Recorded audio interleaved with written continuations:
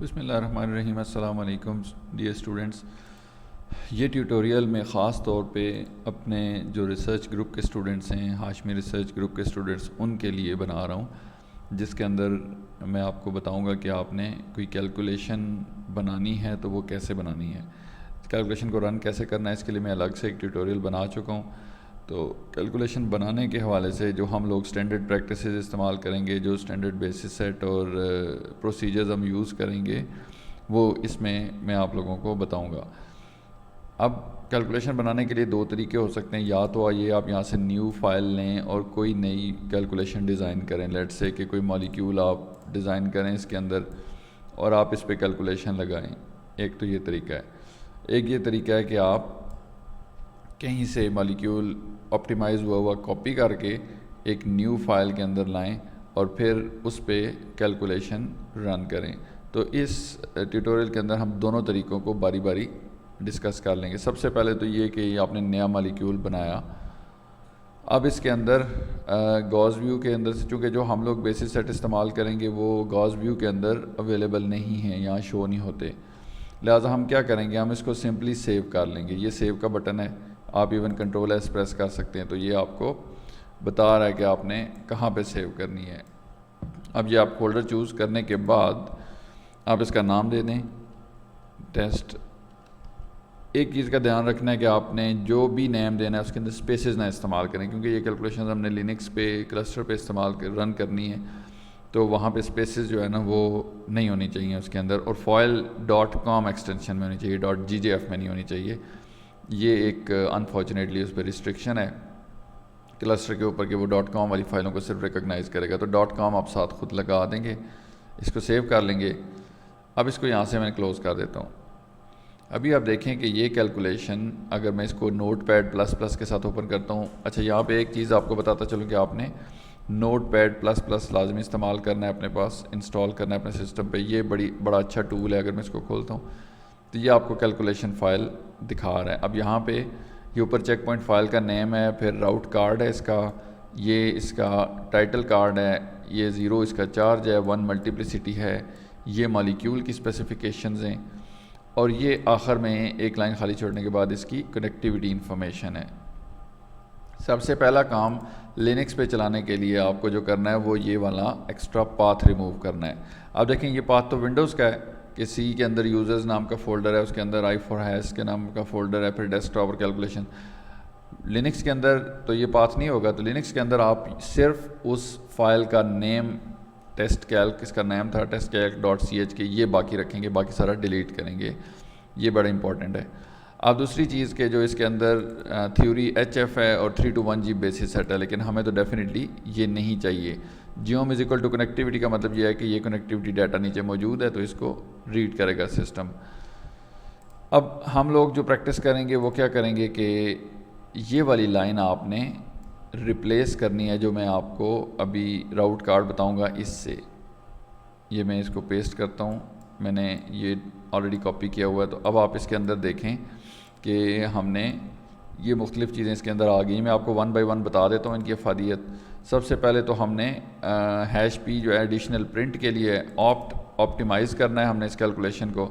अगर आपने साथ फ्रीक्वेंसी भी कैलकुलेट करनी है तो यहाँ स्पेस दे के आप फ्रिक भी लिख सकते हैं। अब ये फ्रीक्वेंसी भी कैलकुलेट होगी उसी के अंदर, लेकिन अगर नहीं करना चाहते इकट्ठी तो फिर आप सिर्फ ऑप्ट रखें। डेफ टू SVP जो बेसिस सेट है, एल्रिक्स के बेसिस सेट हम इस्तेमाल करेंगे। ये डबल ज़ीटा बेसिस सेट है, तो अगर ट्रिपल ज़ीटा इस्तेमाल करना हो तो डेफ टू TZVP यहाँ पे लिखेंगे। लेकिन बड़े मॉलिक्यूल्स के लिए यूजुअली हम डेफ टू SVP पे ऑप्टिमाइजेशन करेंगे और single point energy triple zeta पे कैलकुलेट करेंगे। Then is empirical dispersion is equal to GD3BJ। ये नॉन बॉन्डिंग इंट्रैक्शंस के लिए प्रोफेसर स्टेफन ग्रेमी की डिस्पर्शन करेक्शन है जो उसने डेवलप की थी। ये हम ऐड करेंगे कि नॉन बॉन्डिंग इंटरेक्शंस की करेक्शन की जाए, जो कि नॉर्मली गॉसियन की कैलकुलेशन के अंदर नहीं इंक्लूड होते। Then integral is equal to grid is equal to ultra fine. इसका मतलब है कि जो न्यूमेरिकल ग्रिड है वो अल्ट्रा फाइन, बहुत अच्छी क्वालिटी का ग्रिड इस्तेमाल किया जाए ताकि हमारी कैलकुलेशन की एक्यूरेसी बढ़ जाए। PB1 PB ये इसका बेसिस सेट है जिसको PB0 लिखते हैं हम। SCF इज इक्वल टू, इसमें 2 कीवर्ड्स हैं, 2 हैं इस वजह से ब्रैकेट में लिखे गए हैं। XQC and comma conver is equal to 8। XQC keyword जो है ना, ये इसलिए है कि QC क्वाड्रेटिक कन्वर्जेंस होती है। अगर नॉर्मल मेथड के ऊपर कैलकुलेशन कन्वर्ज नहीं हो रही, then move to quadratic convergence, XQC उसके लिए। ये नॉर्मली ये कीवर्ड कुछ भी नहीं करता।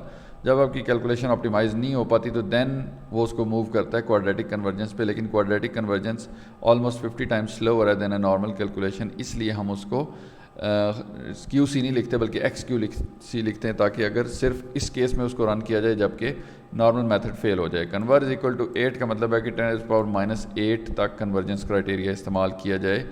मतलब ज़ीरो के बाद जो है ना इतने ज़ीरोज़ लगा के तो इतना थ्रेश होल्ड रखा जाए कैलकुलेशन की एक्यूरेसी के लिए। ये वाला जो कीवर्ड है ये हर जगह नहीं होगा। जिन लोगों की कैलकुलेशंस गैस फेज़ में सॉल्वेंट नहीं है वो ये पूरा डिलीट कर देंगे। SCRF is equal to SMD solvent is equal to water. जिन लोगों की कैलकुलेशन किसी सॉल्वेंट में है वो ये कीवर्ड एक्स्ट्रा रखेंगे।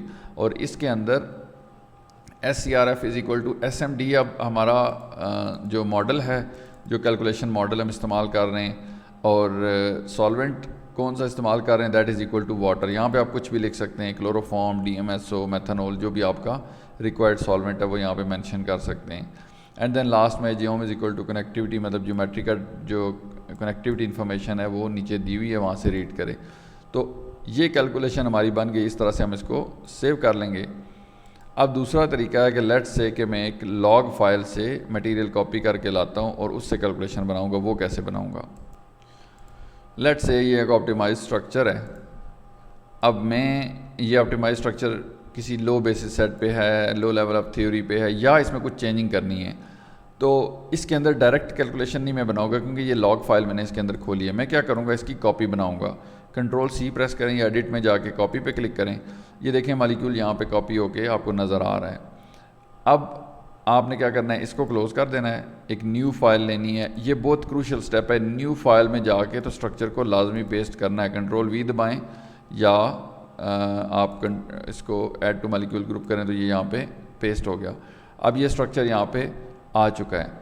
लेट्स से कि आपने इसके अंदर कोई चेंजिंग करनी है। फॉर एग्जांपल हमने एक हाइड्रोजन एब्जॉर्ब करना है इस निकल के ऊपर। अब वो चेंजिंग हमने कर ली और उसके बाद अब ये कैलकुलेशन हम उसी तरह बना लेंगे। तो इसके लिए मैं इसको उसी तरह से सेव करूँगा और लेट्स से ये इसका नाम रख के .com एंटर, इसको क्लोज़ कर देता हूँ। उसी तरह से इसको मैं वापस ओपन करूँगा और ये इसका पाथ डिलीट करेंगे हम और इसकी जो राउट लाइन है वो रिप्लेस करेंगे। अब चूँकि ये कैलकुलेशन गैस फेज़ में होगी, लिहाजा इसके अंदर हम ये वाला जो सॉल्वेंट है फ़िलहाल नहीं रखेंगे। तो बाकी देखें कि इसके अंदर वही अच्छा, एक चीज़ मैंने लास्ट उसमें नहीं बताई, टाइटल कार्ड लाजमी रखें ताकि आपको पता हो कि आपने इस कैलकुलेशन में क्या किया था। लेट्स से फॉस्फोरीन,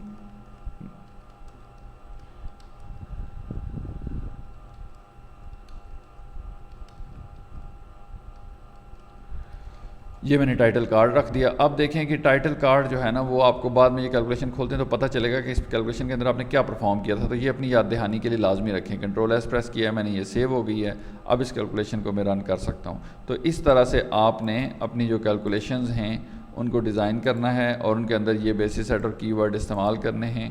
अगर इसके अलावा कोई स्पेसिफ़िक आपकी कैलकुलेशन है तो तब आप मुझसे अलग उसके बारे में डिस्कस कर सकते हैं और हम उसको उस तरीके से बना सकते हैं।